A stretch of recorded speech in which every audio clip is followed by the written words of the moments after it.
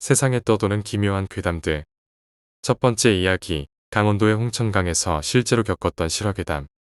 이야기의 시작은 신논현역 근처의 한 참치집에서였습니다. 총 3명이 모여 참치를 시켜놓고 술잔을 나누던 중이었지요. 한 사람은 이야기를 들려주신 형님, 다른 한 분은 그 형님과 같은 연배의 또 다른 형님, 그리고 자연히 남은 한 사람은 저였습니다.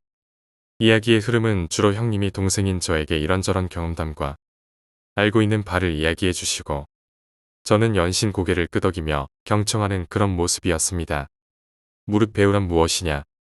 보는 이들에게 감정을 주고 의미를 안겨주는 예술인이 아니던가. 형님의 배우 학개론의 강의를 들으며 저는 열심히 참치를 먹었었지요. 여담인데 그 참치집, 제 인생에서 최고로 맛없는 참치집이었습니다. 무언가를 밟은 듯한 느낌이 들었지요. 참치에서 비린내가 나고 덜 녹았는지 물이 뚝뚝 떨어졌으며, 제일 비싼 코스는 아니었지만 중간 코스 정도 시켰는데도 참치 부위가 3종류밖에 나오지 않았습니다. 형님의 강의가 이어지다 보니 배우들의 식스센스에 대한 이야기까지 흘러갔습니다. 저는 또 맞장구를 쳤지요. 배우들이 무당팔자인 사람이 많아서 신기도 많고 귀신도 본다면서요. 술을 매우 잘 마신다고 주량을 자랑하던 형님은 그 주량과는 달리 얼굴이 잘 붉어지는 사람이었습니다. 하지만 어째서인지 그 순간만큼은 그 얼굴의 홍조가 싹 사라진 느낌이었지요. 내가 진짜 무서운 이야기 해줄까? 저는 형님의 그 말을 듣고 그저 동생 겁주려는 술자리에서의 가벼운 장난 정도로 생각했기에 흔쾌히 이야기를 듣겠다 하고 한 번 잔을 부딪혀 술잔을 비웠습니다. 사실 반 장난식으로 무척 무섭다는 제스처를 취해 보였던 형님이었으나 반 장난이라는 것은 달리 말하자면 반 사실인 셈이지요. 이야기를 듣고 다시 생각해보니 취기에 의한 안면의 홍조가 사라진 이유는 무서웠던 기억을 떠올려 사색이 되었었던 것이 아닌가 싶었습니다. 형님이 그때 당시 대학 다니던 시절이라 하였으니 지금으로 치자면 한 15년 정도 전 이야기입니다. 그때 당시 연극영화학과에 재학 중이던 형님은 단체 MT를 강가로 떠났다고 합니다. 사실 대학생들은 돈이 없는 것도 이유라면 이유지만 아무리 물 좋고 공기 좋은 곳으로 가도 결국은 술 때문에 MT를 찾는 것 아니겠습니까? 그래서 대부분 대학생들은 가까운 강화도 인근의 서해 바다에 MT를 가는 것이 일반적이었는데, 공교롭게도 그때 당시 힘 있는 선배들이 모두 자연의 신선함을 만끽하는 걸 좋아하는 까닭에 그 멀고 먼 강원도까지 떠나야 했다고 합니다.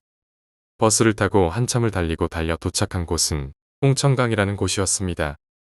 도시라는 것과는 상당히 거리가 있는 지역인지라 숙소라고 구해놓은 곳은 지내도 종종 보이고 거미줄이 지천에 깔려 도저히 잠을 청할 수 없는 장소였습니다. 그러나 이사 온 것도 아닌데 이런들 어떠하리 저런들 어떠하리. 형님 일행은 벌레들은 전부 잡아서 쫓아버리고 방바닥이나 천장에 붙은 먼지를 대충 쓸어낸 뒤 바로 강가로 놀러 갔다고 합니다. 연극영화학과라는 곳이 똥군기로 유명한 것은 지금도 마찬가지일 만큼 악명이 높지요. 청소가 끝나자마자 말도 안 되는 이유로 줄바따도 맞고 기합도 받아 기진맥진한 와중 드디어 선배의 입에서 떨어진 그 말. 이리저리 구르느라 수고 많았다. 구르다 보니 덥지. 지금부터 입수한다. 한참을 땡볕에서 기합받느라 몸이 달아오른 청춘들이 입수라는 말을 들었으니 오죽 좋았을까요? 선배들이 기죽은 후배들 풀어주겠다고 같이 얼싸안고 강으로 뛰었으니 형님도 좋다고 같이 뛰어가서 냅다 물에 다이빙을 했다고 합니다. 이런 미친놈들이 무슨 짓들 하는 게야. 한창 일행들이 물에 뛰어드는 중에 누군가의 호통소리가 그 왁자지껄한 분위기를 싹 날려버렸습니다. 일행들은 화들짝 놀라 모든 행동을 멈추고 소리가 난 곳을 일제히 바라보았습니다. 새마을 마크가 새겨진 모자를 쓴 할아버지 한 분이 서 계셨습니다. 가뜩이나 안 좋은 소문 도는데 빠져 죽으려고 그렇게 물에 냅다 뛰어들어. 뭔가 클리셰가 보이는 것 같긴 했지만 그냥저냥 들었습니다.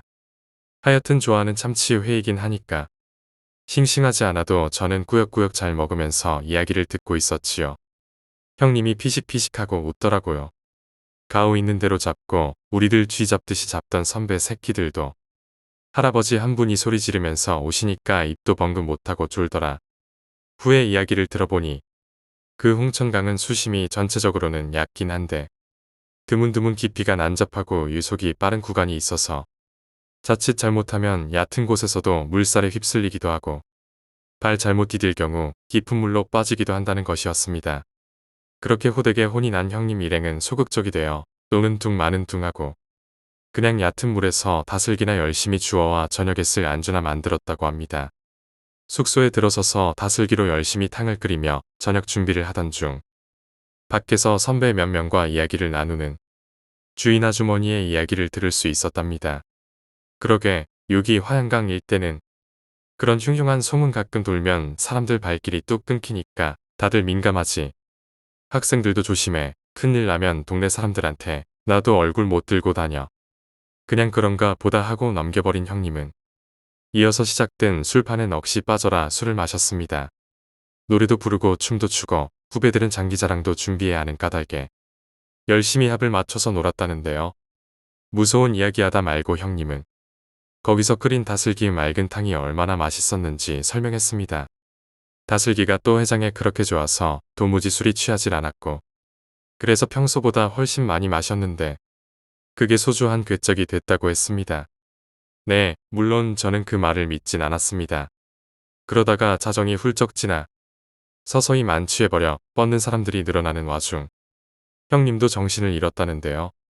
한창 잘 자고 있었던 느낌이었는데 누군가 자기 뺨을 빡 하고 때리더랍니다. 갑작스러운 아픔에 눈이 번쩍 뜨인 형님은 주변을 둘러보았습니다. 주변에는 모두가 취해버려 자리가 파있는지 아무도 없었고 그 당시 군기반장이었던 선배의 한 사람만 무서운 얼굴로 형님을 내려다보고 있었습니다.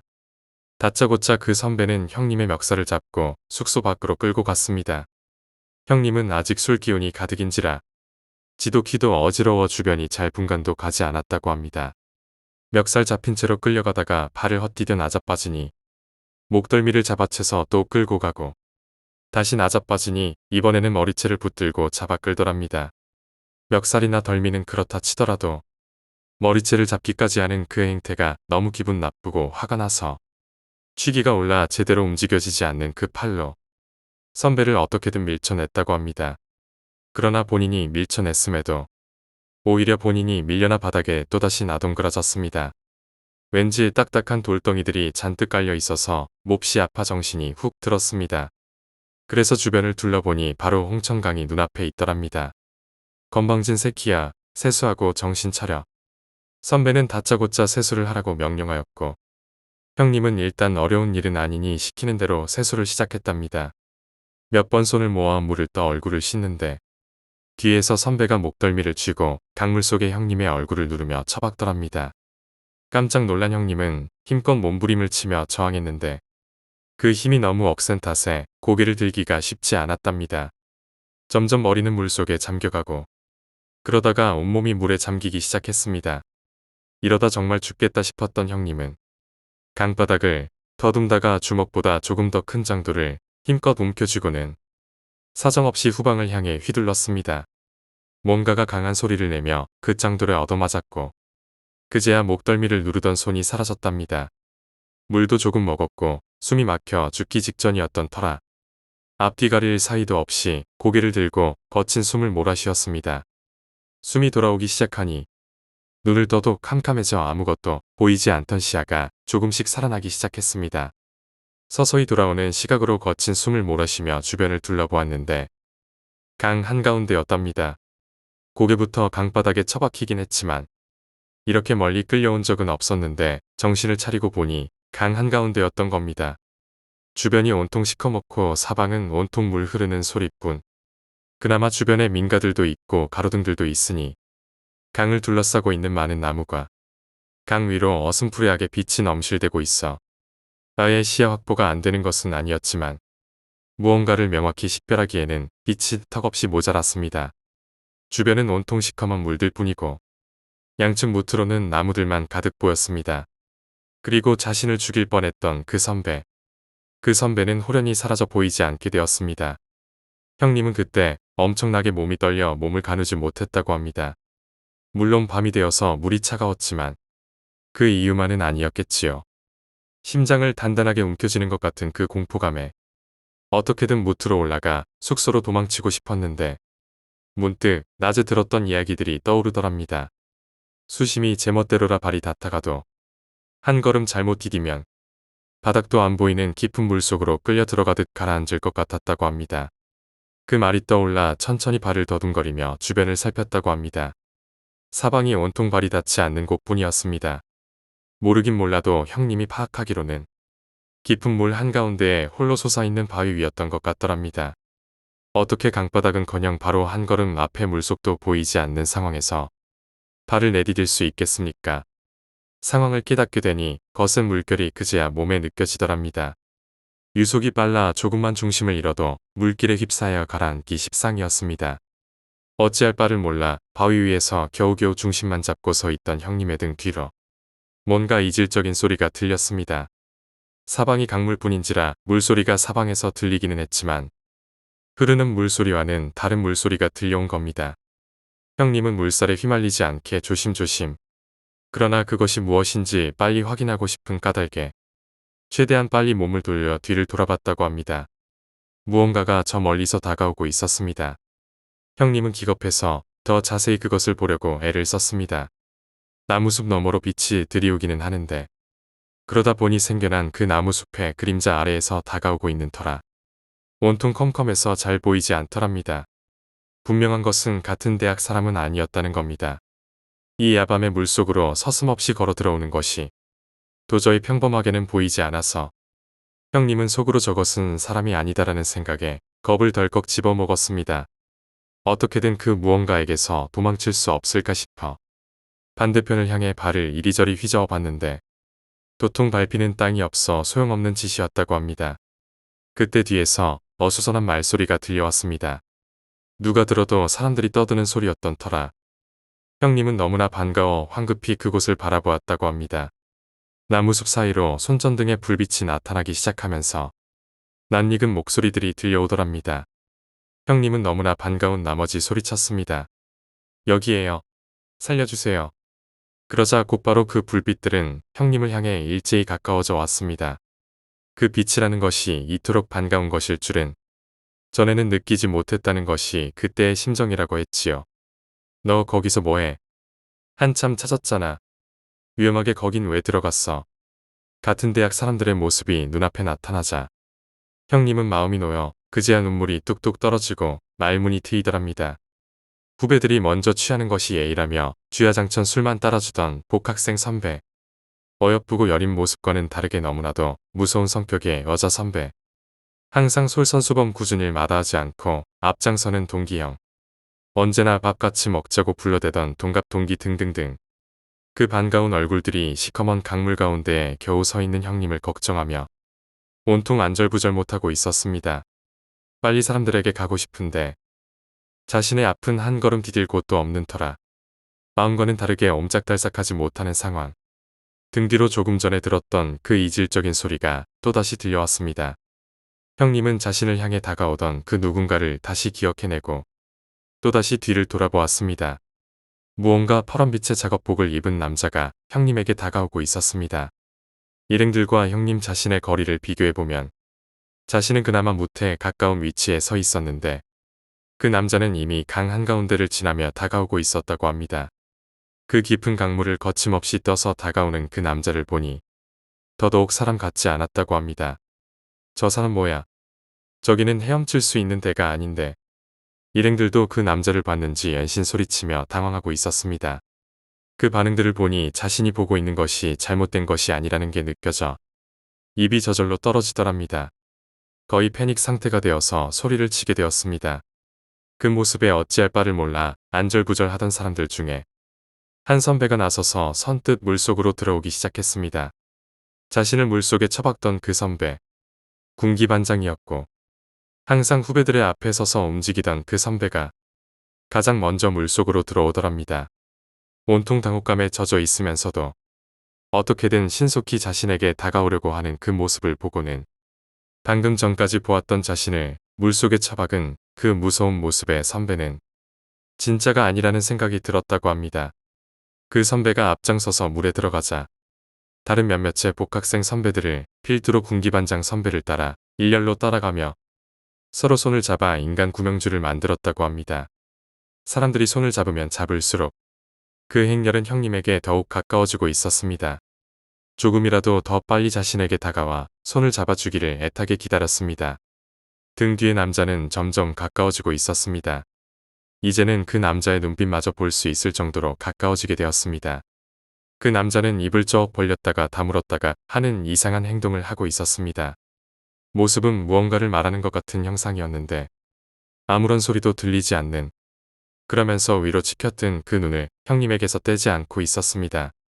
그 모습에 겁을 잔뜩 집어먹고 있던 사이 어느새 선배 일행은 형님의 코앞까지 당도했다고 합니다. 선배들 역시 발이 강바닥에 닿지 않아 발을 열심히 놀려 물에 겨우 떠있는 형상으로 무태 서서 지탱하는 사람들부터 형님의 눈앞까지 온 선배까지 줄을 지어 손을 잡고 있는 덕에 겨우 떠내려가지 않을 정도로만 버티고 있었습니다. 더 가까이 갈 수가 없어. 이리로 뛰어. 그 말에 형님은 덜컥 겁이 났습니다. 물살이 보통이 아닌 까닭에 발을 떼는 순간 바로 급류에 휘말릴 것 같았는데 한 걸음이라도 앞으로 뛴다는 것은 쉽게 할 수 있는 선택이 아닌 것이었습니다. 저거 거의 다 왔어. 빨리 뛰어. 그 말에 형님은 다시 뒤를 돌아봤습니다. 등 뒤에 그 남자가 형님을 향해 양팔을 뻗으며 바로 앞까지 다가선 것이었습니다.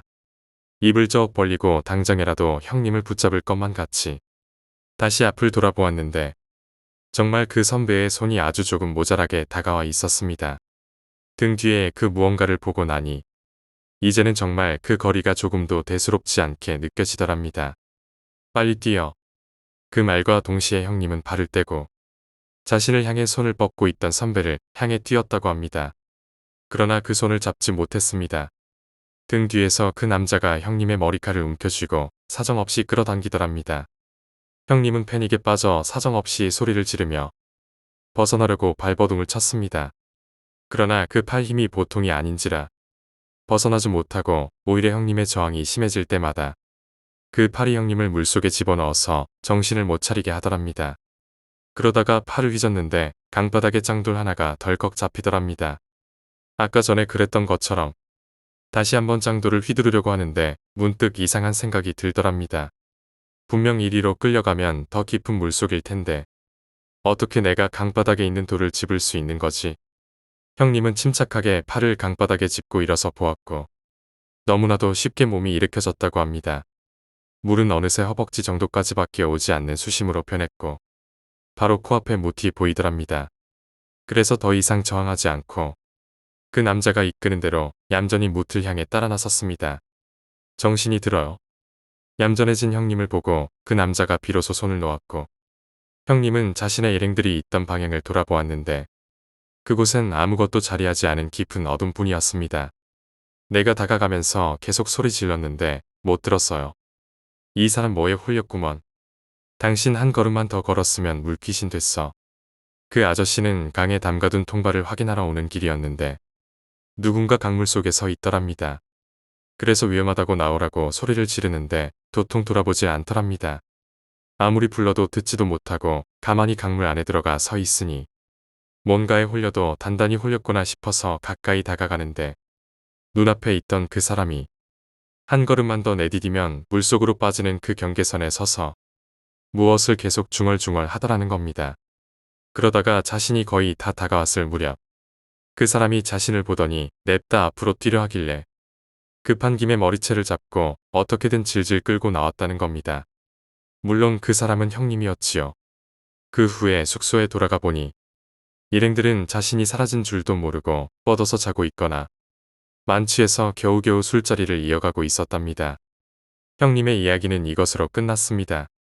이야기가 끝나고 나니 꽤 짧은 이야기인 줄 알았는데 시간이 꽤 흘러서 손님들이 다 빠져나가 참치집에는 한산한 분위기가 흘렀습니다. 먹고 마시는 것도 있고 이야기를 듣던 터라 바로 술 생각이 나서 술잔을 부딪혔습니다.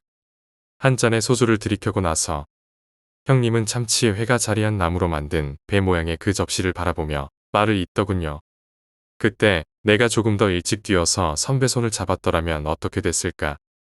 그 후로는 다시 왁자지껄 떠들며 먹고 마시다가 주량의 한계가 올 때 즈음에 서로 택시를 타고 헤어졌습니다. 여담이지만 역시 소주 한 꿰짝은 뻥이었습니다. 사실 이 이야기의 과제는 도시 전설을 실제 경험담처럼 꾸며서 쓴 글이었지만 저나 여러분들이 익히 알고 있는 그러한 도시 전설과는 다소 거리가 있지요. 사실 그 지역에 떠도는 토속적인 이야기이니 마냥 도시 전설이 아니라고 말하기도 그렇고 애매한 편이지요. 두 번째 이야기, 버려진 초소. 이것은 내 군 생활 중 가장 끔찍했던 기억 중 하나일 것이다. 사단 공병대대에서 야전 공병과 군종병 보직을 겸하고 있었던 나는 주중에는 대대에서 근무하고 주말에는 사단 교회에서 군종병 업무를 맡다 보니 대대 내 병사들 중에서는 사단 내 소문에 대해 가장 빨리 아는 편에 속했다. 주말에 교회 사무실에서 모여서 사무 업무를 보다 보면 사단 내 타 직속 부대에서 온 군종병 아저씨들에게 별 시답잖은 소문도 듣곤 했지만 가끔 대대 내 병사들은 아직 알지 못하는 사단 내 자잘한 훈련 일정 같은 것도 듣게 되어 여러모로 도움이 되곤 했다. 부대 특성상 공병이란 별별 곳에 끌려가는 부대이기 때문에 그런 점에선 미리 대비할 수 있어서 좋긴 했다. 어찌됐든 지금 이야기할 괴담은 내가 있던 공병 부대에서 있었던 사건은 아니다만 그다지 커다란 문제는 아니고 사단 본부대 지역 내 외곽 초소 중 현재 안 쓰이는 곳에서 자꾸 귀신이 나온다는 이야기를 사단 군종병 아저씨가 한 것을 단지 흥미롭게 들었을 뿐이다. 당시 내가 있던 사단 부대는 사단본부대, 보급대대, 헌병대, 그리고 내가 있던 공병대대가 산 및 능선에서 산 절반을 둘러싸고 있던 모습을 하고 있었고 그렇기에 산 위쪽 철조망에는 경계초소가 철조망을 따라 쭉 세워져 있었다. 문제가 되는 초소는 그 산 정상을 향해 있던 방향 쪽으로 경계하던 초소였는데 현재는 쓰이지 않는 초소이기에 아무도 거기에 신경을 안 쓰고 있다가 당시 북한군 귀순 사건 때 상부에서 명령이 내려와서 최전방도 아닌 우리 부대에도 경계 강화 명령이 내려왔기에 쓰지도 않던 그 초소에 갑자기 경비대대 이외의 사단 본부대 병력이 근무 투입을 하게 된 것이다. 솔직히 말해서 충분히 이 정도 일만 해도 군필자 입장에서는 괴담이지만 문제는 그 초소에서 진짜 귀신이 나왔다는 것이다. 밤 12시에서 새벽 3시쯤에 턱에 구멍이 난 채 피를 철철 흘리면서 구형 전투복을 입고 근무자를 째려보는 귀신이 그 좁은 초소에 나타났다가 순간 사라진다는 것이다. 처음 목격자가 나타났을 때는 다들 근무 중에 잠들다가 헛것을 본 게 아니냐면서 당시 근무자들을 엄청 혼냈다고 한다. 그런데 2주일 내에 목격자 수가 10명이 넘어가자 본부대에서는 난리가 난 것이다. 경계 근무를 섰던 병사들만 그 귀신을 본 것이 아니라 순찰을 하던 간부들도 경계병 뒤에서 있던 그 귀신을 보았다고 할 정도니 난리도 아니었던 모양이다. 뭐 이쯤 되면 흔한 군대 괴담이다 싶을 것이다. 그리고 도대체 내 군 생활과 직접적인 관련도 없던 이 귀신 목격담이 왜 끔찍한 기억으로 남았는지 이 글을 읽는 사람들은 의문일 것이다. 예나 지금이나 군대 내에서의 소문은 항상 빨리 퍼지기 마련이고 결국 이 소문이 사단장의 귀에까지 들려진 모양이다. 다른 사단장이었다면 굿이라도 한판 했겠지만 독실한 기독교인이던 우리 사단장은 절대 그런 짓은 하지 못했고 결국 가장 원시적인 방법을 선택했다. 뭐 거기서 계속 소동이라도 나면 초소라도 옮기지. 이왕 일이 된 거 거기 거슬리는 언덕도 좀 평탄화시키고 참고로 사단 내 공사나 기타 잡일들은 공병에서 도맡아 한다. 그러니 초소를 옮기고 언덕을 평탄화하는 일 역시 공병의 몫이었다. 그러던 어느 날 내가 공병대대에서 일하고 있을 때였다. 갑자기 사단 본부에서 연락이 와서 내일 새벽에 초소와 언덕을 평탄화하는 작업을 하라는 명령이 떨어졌다. 어찌되었든 명령이니 어길 수 없었고 우리는 새벽 일찍부터 공사 장비를 동원해 작업에 들어갔다. 그 초소는 정말 오래된 곳이었고 주변은 온통 무성한 풀과 나무들로 뒤덮여 있었다. 초소 자체도 무너져 내린 상태라 우리는 그 초소를 완전히 철거하고 그 주변을 정리하기 시작했다. 작업을 하던 중 갑자기 기이한 일이 벌어졌다. 중장비를 이용해 언덕을 깎아내리던 중 갑자기 장비가 멈추더니 더 이상 움직이지 않는 것이었다. 운전병 당황하며 장비를 점검했지만 별다른 이상이 없었는데도 장비는 계속 멈춘 상태로 있었다.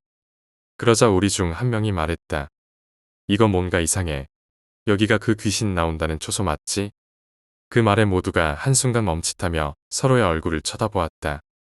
그리고 그 순간 장비의 앞부분이 갑자기 무너져 내리더니 그 아래에서 무언가가 드러났다. 우리는 가까이 다가가 확인해 보았다. 그곳에는 낡고 오래된 철모와 전투복, 그리고 해골이 있었다. 모두가 숨을 죽이고 그 모습을 바라보았다. 그러던 중 갑자기 한 병사가 비명을 질렀다. 그가 가리킨 곳을 보니 그 해골이 있던 자리에서 붉은 피가 스멀스멀 흘러나오고 있었다. 그리고 그 피는 언덕을 타고 내려가며 초소 근처까지 번져나갔다. 모두가 공포에 질려 그 자리를 떠나려 했지만 발이 떨어지지 않았다. 그때였다. 어디선가 낮고 음산한 목소리가 들려왔다. 여긴 내 자리야. 나를 방해하지 마. 그 소리는 마치 우리의 귀에 직접 속삭이듯 울려 퍼졌다. 우리는 공포에 휩싸여 그 자리를 서둘러 떠나려 했지만 발걸음이 잘 떨어지지 않았다. 그때 누군가 소리쳤다. 여길 빨리 떠나자. 저주받은 곳이야. 그 소리를 듣고서야 우리는 간신히 몸을 움직일 수 있었고 모두 정신없이 그 자리를 벗어났다. 그 후로 그곳에서의 작업은 중단되었고 사단장도 더 이상 그곳을 언급하지 않았다. 그 초소는 결국 방치되었고 사단 내에서는 그곳에 다시는 가지 말라는 불문율이 생겼다. 지금도 가끔 그 초소가 떠오르곤 한다. 아직도 그곳에는 그날 우리가 발견한 해골과 그 해골을 둘러싼 붉은 피가 남아있는지 궁금하다. 그러나 다시 그곳에 가보고 싶은 마음은 전혀 없다. 그때의 공포는 잊을 수 없는 기억으로 남아 지금도 내 마음속 깊은 곳에 자리 잡고 있다. 세 번째 이야기, 탑승. 국도는 비교적 만들어진 지 얼마 되지 않았지만 주위를 둘러보면 그 흔한 논밭도 없이 그저 아무렇게나 자라는 잡초가 가득한 들판이었다. 그곳은 겨울바람에 날리는 앙상한 나무만 그득한 야트막한 야산이었다. 그곳은 언제 들어도 기괴한 고라니 울음소리만 들리고 통행량도 적으며 인적이 없고 한적하다 못해 외지다 못해 그 흔한 가로등도 아무것도 없이 구불구불 뱀이 지나간 건 마냥 이리저리 휘어진 산길만 5km 정도 쭉 이어져 있는 도로였다. 근처 면사무소에서 받은 이 도로의 월 평균 차량 통행량은 월간 5대 미만 정도였고 이 도로가 만들어지기 전에도 다른 길이 많아 굳이 이 도로의 필요성은 없었던 도로였다. 하지만 무슨 이유인지 이 근처 면사무소는 본 도로의 필요성을 도로교통공단에 건의했고 두 기관 사이에 무슨 모종의 거래가 있었는지는 몰라도 이 도로는 만들어졌다. 나는 지금 도로 한편에 차를 세워두고 도로 한가운데 중앙분리선 위에 누워 하얀 입김만 내쉬는 미친 짓을 하고 있다. 언제쯤 차가 지나가면서 나를 발견할까? 라는 의문을 품고 2시간쯤 기다리고 있을 뿐이었다. 하지만 이 낭비벽이 심한 정신 나간 면사무소는 도로 건설 계획에는 바보 같지만 통계를 내는 데는 정확했던지 아직도 차량 한 대도 지나지 않고 있으며 어린 시절에 많이 하던 철길에 머리를 대고 기차가 오는 소리를 듣는 것처럼 혹은 서부 영화에 나오는 인디언이 땅에 귀를 대러 말발굽 소리를 듣는 것처럼 나 또한 검고 차가운 아스팔트에 귀를 대고 혹시 땅을 울리며 달리는 자동차 소리를 들을 수 있을까 하고 기대해봤지만 결과는 귀에 묻은 검은색 검댕이와 차가운 감촉뿐이었다. 나는 그런 짓을 1시간쯤 더 하다가 정말 차가 오지 않는 길이라는 것에 확신을 가졌고 조심스럽게 일어나 차로 들어가 시동을 걸고 히터를 틀었다. 낮게 그릉그릉 울리는 자동차 소리와 송풍구에서 나오는 따뜻한 바람 그리고 뭔가 알 수 없는 냄새가 내 코와 피부로 느껴졌고 한겨울의 바람을 온몸으로 맞으며 도로에 누워있던 내 몸은 그런 따뜻한 온기에 감싸지자 왠지 모를 기분 좋은 졸음이 조금씩 밀려오기 시작하였다. 그리고 나는 그런 기분 좋은 졸음에 취해 눈을 개슴츠레 뜨고 흰서리가 낀 차창에 왼손 검지로 낙서를 하면서 생각하였다. 이런 한적한 도로 위에서 그래도 1년에 10대씩은 꼭 사고가 난단 말이야. 무슨 일일까? 그렇다. 나는 X신문의 기자이다. 내가 기사를 쓰는 신문은 흔히 말하는 사람들에게 자극적이고 저속적인 기사나 가십거리만 가득 써져 있는 그런 삼류 신문이다. 하지만 묘하게 편집장은 열혈 기자라. 모든 기사는 직접 취재해서 쓰는 것을 모토로 잡고 있어서 이런 쓰레기 같은 밥벌이를 위해 나는 오늘 3시간을 달려 이곳으로 왔고 아무런 수학도 없이 3시간이나 도로에서 누워 있었던 것이다. 아니 사실 원래 이런 생각이었다. 어차피 무얼 보고 무얼 들으며 무엇을 느끼든 이미 이곳에 오기 전에 인터넷을 통하여서 미리 다른 기자들이 쓴 기사는 모두 접해보았고 단지 사고가 야간에 많이 났다는 공통점에 야심한 밤 한가한 도로를 과속하다가 난 사고가 아니겠냐? 라는 의견이 주축을 이룬다는 것 또한 알고 있었기에 출장을 핑계로 대충 땡땡이나 치다가 돌아가 다른 신문사 기사를 복사한 다음에 뭐 유령이니 귀신이니 귀접이니 하며 사구려 이야기나 덧붙이면 그만이었다. 나는 그런 생각을 하며 졸린 눈꺼풀의 무게를 이기지 못하고 스르륵 눈을 감았다. 얼마나 지났을까? 꾸벅꾸벅 졸다가 이마로 클렉슨을 눌렀는지 빵하는 소리에 깜짝 놀라 잠에서 일어났다. 자동차는 내가 잠결에 시동을 껐는지 시동과 히터가 꺼져 있었고 겨울의 차가운 바람이 차 안속을 가득 채웠으며 입에서는 입김만 호흡 불어나왔다. 그리고 차창 바깥을 바라보니 해는 이미 서산 너머로 넘어갔고 주위는 어두워 아무것도 보이지 않았다. 그리고 시계를 보니 오후 9시 정각. 지금부터 부지런히 간다고 해도 집에 도착하면 12시를 훌쩍 넘는 시간이 되는 시간이었다. 휴대폰에는 편집장의 전화가 몇십 통씩 와 있었고 그 종미에는 내일 두고 보자라는 짧지만 섬뜩한 문장이 적혀 있었다. 나는 긴 한숨을 쉬고 조심스럽게 차량에 시동을 걸고 전조등을 켰다. 자동차는 그 차가운 겨울바람 속에서도 조용하고 듣기 좋은 엔진음을 내었고 송풍구에서는 다시 따뜻한 바람이 나왔다. 나는 길가에 세워둔 차를 조심스럽게 도로 위에 올리기 위해 엑셀에 발을 올리려는 순간 운전석 차창에서 똑똑하고 누군가 노크를 하였다. 갑작스러운 소리였기에 나는 화들짝 놀라 차창을 바라봤고 차창 바깥에는 단발머리가 예쁜 20대쯤으로 보이는 여자가 서 있었다. 그녀는 연신 아저씨 하며 차창을 두들기고 있었다.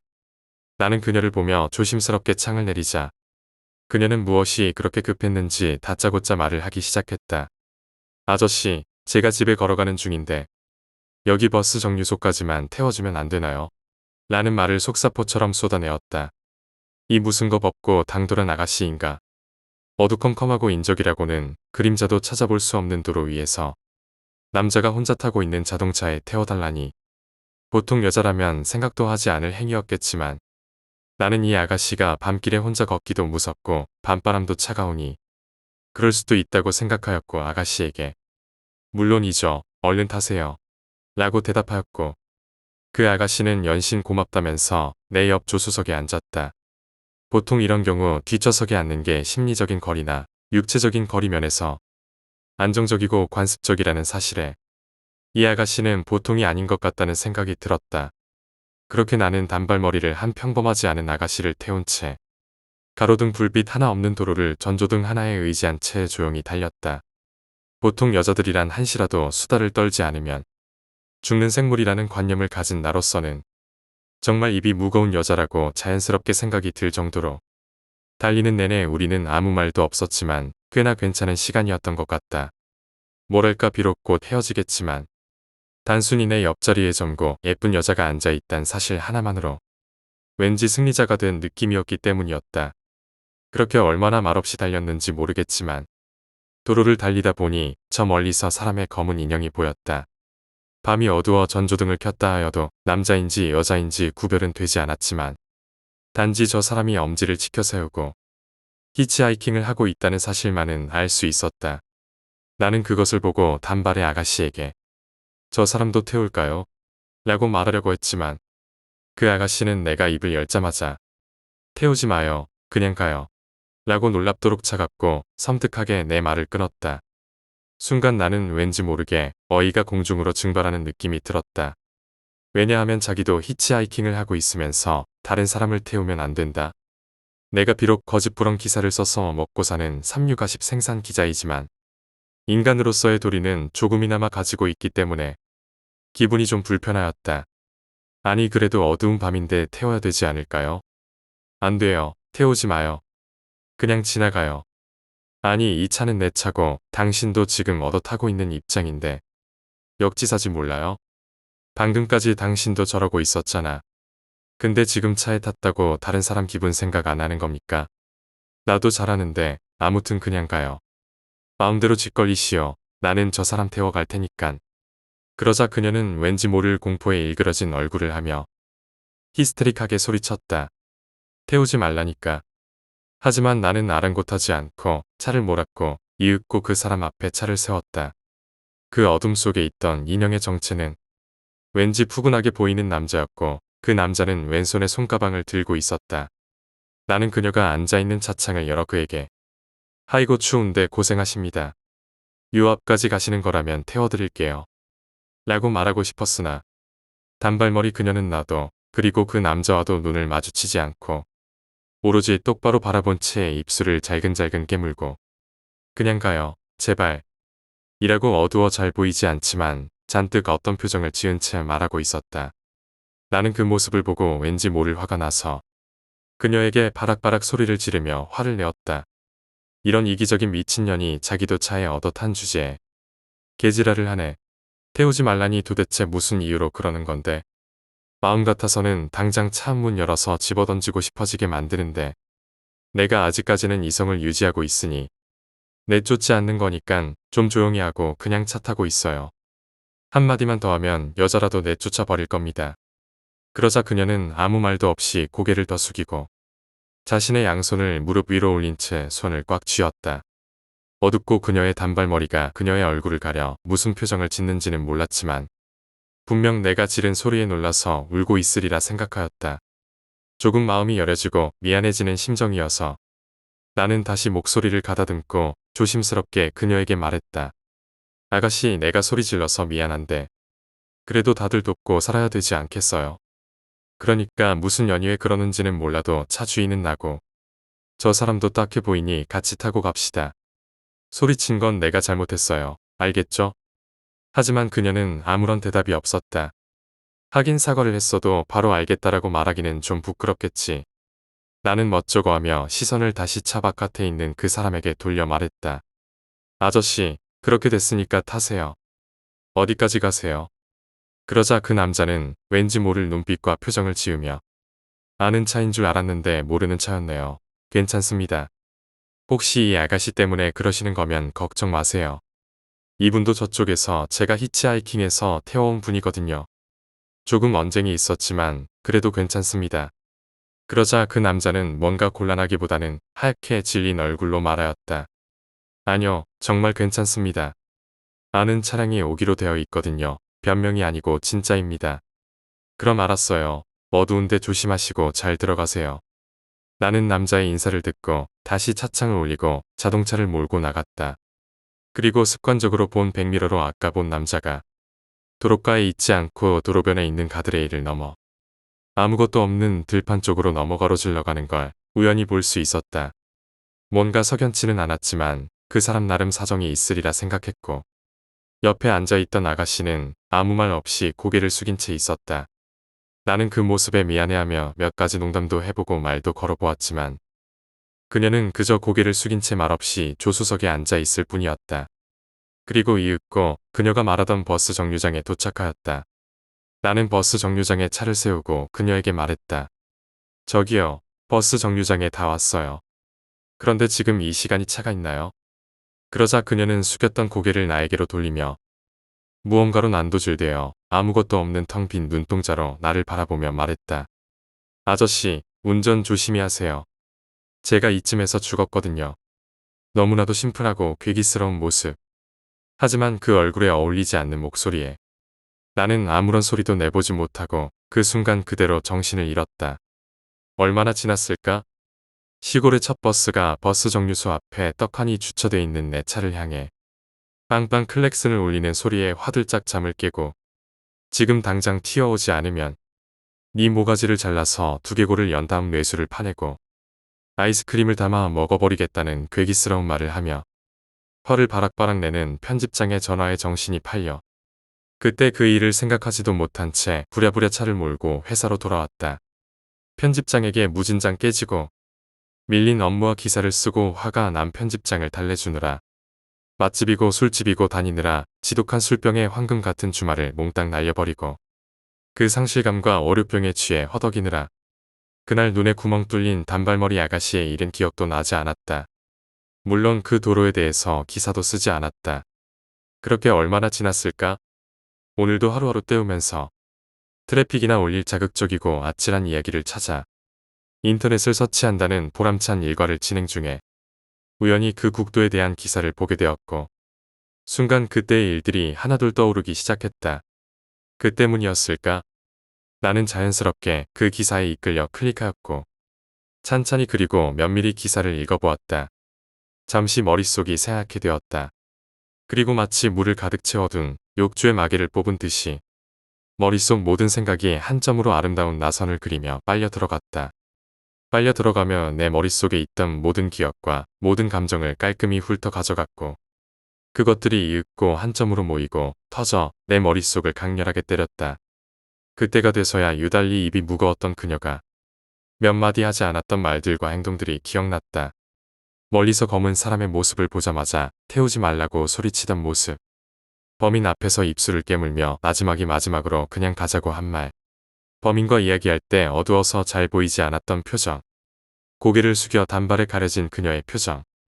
분명 그자를 보고 죽어서도 무서워 공포에 질린 채 고개도 돌리지 못했던 거였을 것이다.